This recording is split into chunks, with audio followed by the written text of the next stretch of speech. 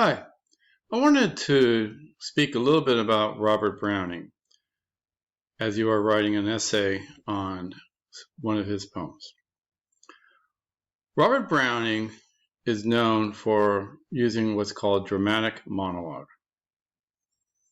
Now, dramatic monologue may not seem like much of an invention, if you will. It is basically speaking from the point of view of a character. Now, lots of authors have done that. But what Browning did was, by standing in the position of a character and having that character speak to the audience, he created what we might call an unreliable narrator. And for us to truly understand what's going on, we have to, if you pardon the expression, read between the lines. This actually makes a lot of sense if you think about how so-called real life sometimes works. When people talk, when they talk about maybe a fight that they had or some sort of disagreement, or maybe they're trying to tell you about a situation which was maybe their fault, that was a little maybe unpleasant. What do people do? Well, often people try to make themselves look better. It's natural.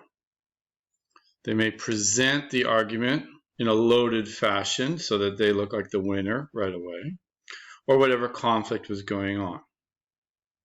In other words, we tend to see things from our very flawed personal perspectives. So this is what Robert Browning is actually bringing into his poetry. So instead of standing back and saying, oh, here's what happened, let me look at it from above, and we can all see and judge for ourselves, he gets into the character, right? The voice of the character is what speaks to us, whether it's a madman, a murderous duke, a lecherous friar. What we have to do is we have to look through this and say, no, wait a minute. What's really going on? So, for instance, when the bishop orders his tomb and he's talking to his nephews, who are really, of course, his sons, which, of course, is a big no-no in the Catholic Church, where you're not supposed to get married and have kids, or, for that matter, not get married and have kids. How does the character of that bishop, how does he communicate what he wants and why? And we can see, if we're being critical readers of the poem, some of the gaps, some of the lies, some of the misleading statements. And through that, we can maybe make a better guess as to some sort of aspect of truth.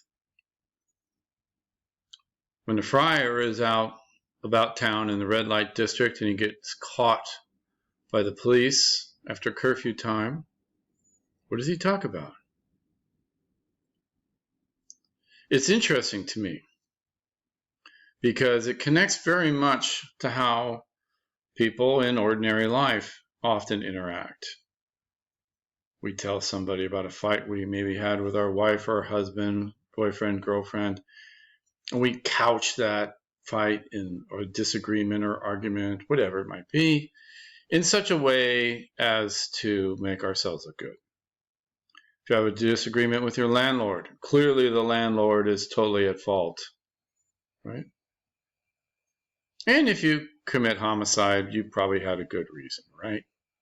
They deserved it for some reason. This is what Browning is looking at.